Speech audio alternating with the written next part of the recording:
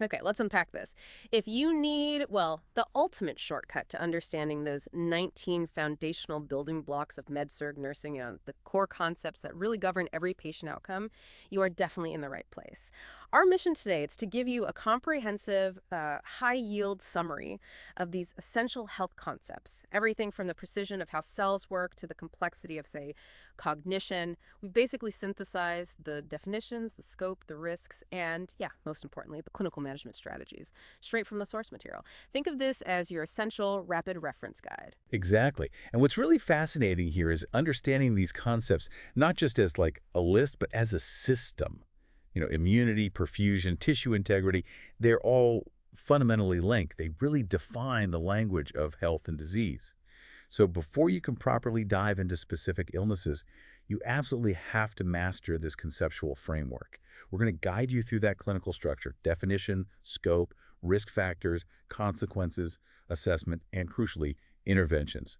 We'll focus on those clinical nuggets you really need to hang on to. Okay, sounds good. Let's start right at the foundation. Chemical balance. Specifically, acid-base balance. We all know the core rule, right? Arterial blood pH has to be kept super tight between 7.35 and 7.45. That's it. Below 7.35, you're looking at acidosis. Go above 7.45, and it's alkalosis. These really are the limits of life. And the primary controllers are? The lungs and the kidneys, yeah. Yeah. The lungs handle the carbonic acid part, mainly through CO2, PaCO2. While the kidneys, they manage the metabolic side of things, the bicarbonate or HCO3. Right.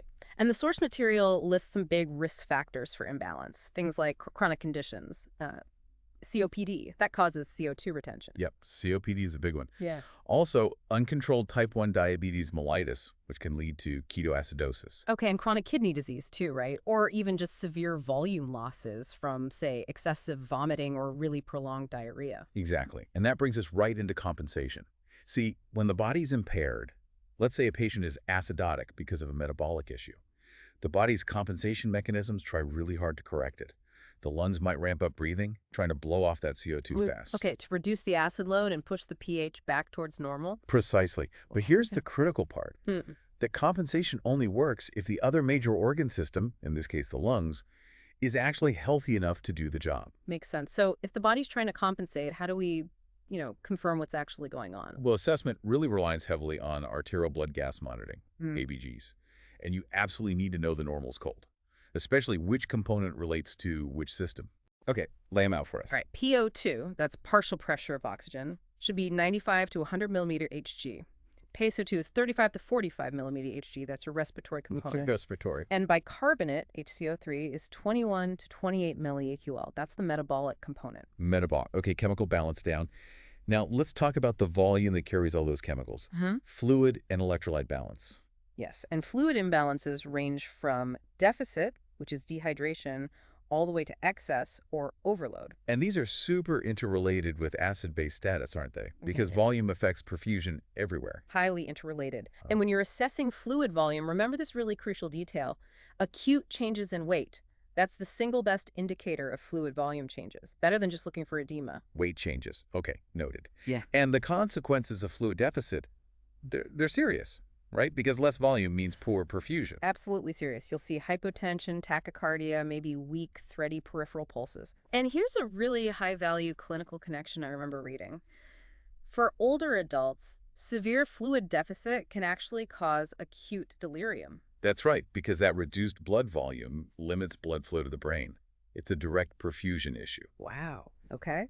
And conversely, fluid excess leads to things like increased blood pressure, maybe strong bounding pulses, and that peripheral edema we mentioned.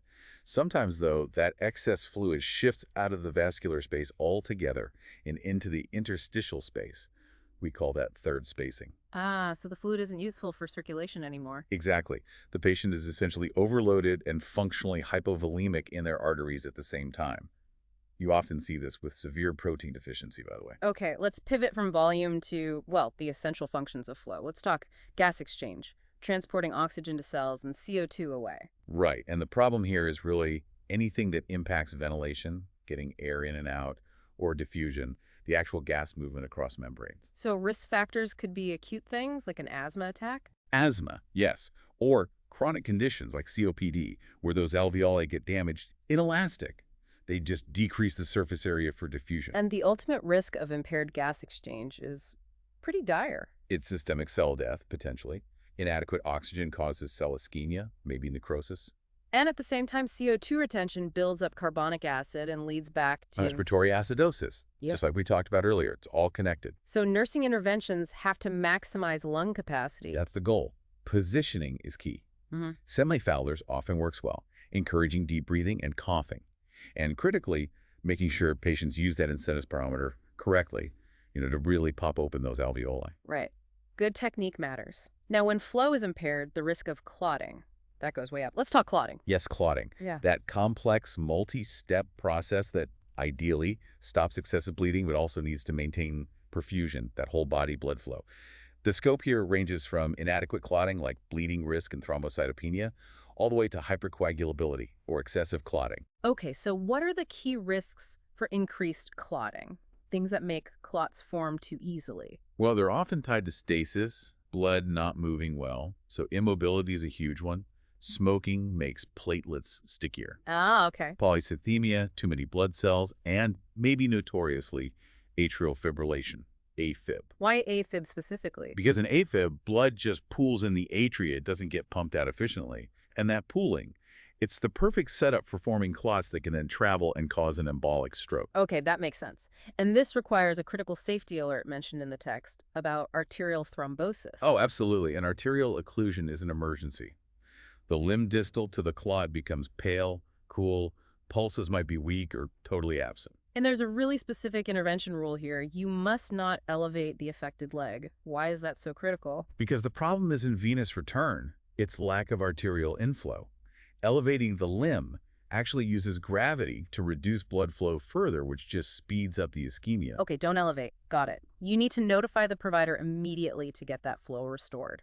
Immediately, time is tissue. That leads perfectly into perfusion itself, defining that as adequate arterial blood flow through the capillaries to the tissues. Right, and the scope, it's a spectrum. It moves from normal flow to ischemia, which is impaired flow, all the way to infarction, actual tissue death. And the risk factors. Well, there are modifiable ones: smoking, physical inactivity, obesity. Those are huge targets for nursing intervention. Things we can actually influence. Exactly. And then there are non-modifiable ones like age and genetics, which we need to be aware of. Okay. And to maintain that flow, we really need mobility, purposeful physical movement. Immobility is just such a profound patient safety concern. It really is.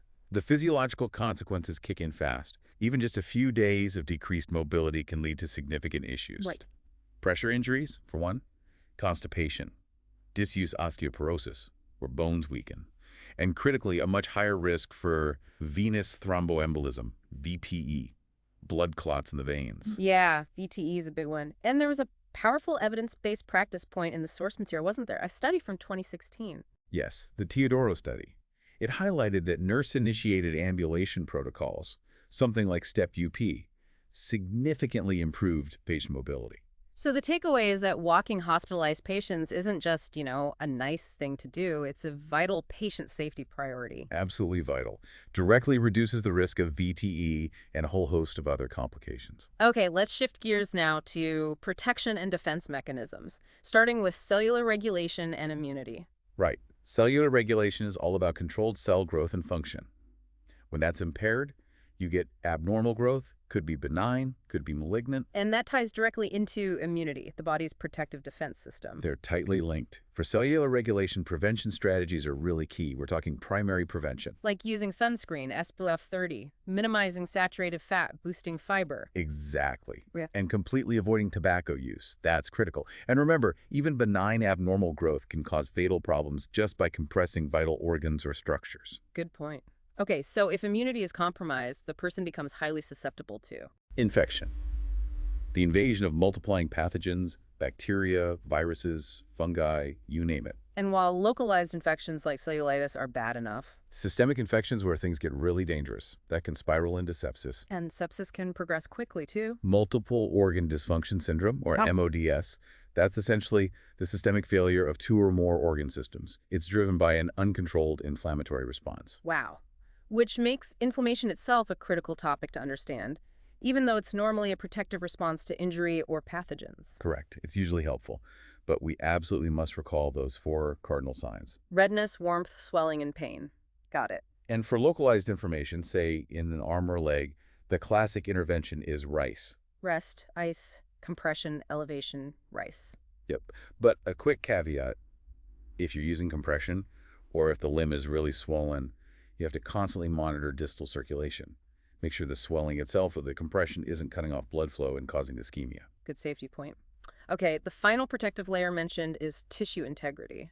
Basically, the intactness of your skin and mucous membranes. If that barrier is impaired, pathogens get in, leading right back to localized infection or even systemic sepsis.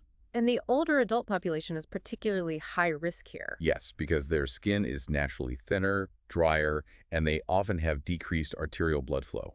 Plus, things like malnutrition, especially low-protein diabetes and incontinence, all significantly increase the risk. So prevention is key. Daily skin inspection, keeping skin clean and dry, moisturizing. And for immobile patients, the absolute essential intervention is relieving pressure. You have to change their position every 1 to 2 hours, period. Every 1 to 2 hours. Okay. Moving to our final group of concepts, sort of the holistic needs, let's talk about the brain, cognition. Right, cognition, which covers reasoning, memory, personality, the higher functions. And inadequate cognition, clinically, often gets categorized as either delirium or dementia. And it is absolutely essential to be able to clinically differentiate between these two. The management is completely different. How so? What's the key difference? Delirium has a fast, acute onset. It fluctuates. The person might be lucid 1 minute, confused the next, and importantly, it may be reversible. Often it's triggered by an underlying issue, like an infection or a fluid imbalance. Okay, fast onset, fluctuating, maybe reversible, delirium. Whereas dementia, that has a slow, insidious onset. It lasts months to years. It's progressive and generally not reversible, understanding that comparison is foundational for safe care. Right, and the nursing interventions follow directly from that diagnosis. Exactly. For delirium and maybe mild dementia, reorientation to person, time, place can be helpful. But for moderate to severe dementia, Reorientation often becomes ineffective. It can even agitate the patient. Instead, we use validation therapy. validation therapy, what's that involve? It means acknowledging their feelings, reflecting back what they seem to be experiencing, but not arguing with their reality. It sounds like you're feeling scared right now. That kind of thing. Okay. Acknowledge, don't argue, and prioritize safety, obviously. Always. Alarms, fall precautions, creating a safe environment. That's paramount with dementia. Okay. Next step, comfort and pain. Comfort is basically the absence of pain or stress. Pain itself gets categorized in a couple of ways. By duration, right? Acute versus persistent or chronic. Yes, chronic or persistent is usually defined as lasting more than 3 months. And pain is also categorized by its mechanism, nociceptive, from tissue damage, or neuropathic, from nerve damage. And a comprehensive pain assessment. It's more than just asking for a number on a scale, isn't it? Oh, much more. It has to cover location, intensity, using a reliable tool, of course, but also the quality of the pain. Is it sharp, dull, Not brilliant? only onset duration. Onset duration, Right. and crucially, how is it affecting their daily function? What can't they do because of the pain? We need to understand the impact. Got it. Impact is key. Okay, let's touch on elimination. GI tract and urinary system. Right. Bowel elimination. The source describes the scope from watery stool diarrhea to hard, dry stool constipation. And for managing diarrhea, the best practice points focus on 3 things. Yes. 1. Protect the tissue integrity of that perineal area. Use a topical barrier cream. 2. Replace losses. Encourage fluids in high potassium foods. Think bananas, potatoes. Because you lose potassium with diarrhea. Exactly. And 3. Monitor their weight daily.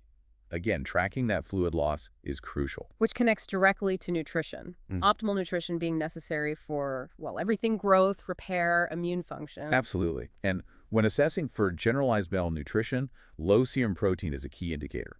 Now, the text mentions albumin, but prefers prealbumin. Why is that? Right. Albumin reflects long-term nutritional status because it has a long half-life. But prealbumin has a much shorter half-life. It decreases more quickly when nutrition becomes inadequate. So prealbumin gives us a faster warning sign of declining nutritional status. Precisely. It's a more sensitive indicator for acute changes. Okay, nearly there. Right. Rounding out these holistic needs. Sensory perception and sexuality. Yep. For sensory perception, aging itself brings common risks, like presbyopia, that's farsightedness, and presbycusis, which is age-related sensorineural hearing loss. And chronic conditions like diabetes and hypertension also pose risks, especially to vision. Definitely. So primary prevention involves things like using protective devices, goggles, earplugs when needed, And secondary prevention. regular screening, annual eye exams for older adults, especially those with chronic diseases affecting vision, hearing tests too. Makes sense. And finally, sexuality. The text emphasizes this is more than just reproduction. Much more. It's a complex integration of physical, emotional, and social well-being related to intimacy and self-concept. Changes in sexuality, often due to illness, surgery, or medication, can have significant psychosocial consequences like poor self-image or altered self-concept. So assessment requires What? sensitivity. Sensitivity and professionalism, absolutely. Mhm. Asking open-ended questions about the patient's perception of their sexuality and any changes in intimacy behaviors or concerns they might have. It needs to be part of holistic care. Okay, wow. That was a whirlwind tour of 19 essential It concepts. really was. From the chemical precision of acid-base balance all the way to the complexities of cognition and sexuality. These really are the fundamental language of patient care and safety. Hmm. And the key takeaway, I think, is always linking those impaired physiological concepts like fluid deficit or clotting problems back to the overarching risks of poor perfusion and reduced patient safety. Right. And prioritizing those key assessments like changes in weight for fluid status. Yes, and really nailing down the critical differences between acute confusion, delirium, and chronic confusion, dementia. That distinction drives so much of the appropriate care. Okay, so we established earlier that impaired fluid and electrolyte balance can quickly lead to delirium in older adults, mainly due to poor perfusion to the brain. Now, here's a question for you, our listeners, to think about for your continued learning. We briefly mentioned that low serum protein, a nutrition issue, can contribute to third spacing and affect fluid balance.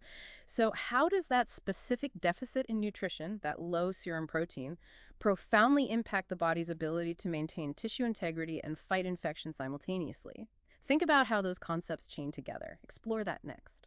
That's a great question to ponder. Thank you so much for joining us for this deep dive into the foundations of medical surgical nursing. We genuinely hope this rapid review serves you well.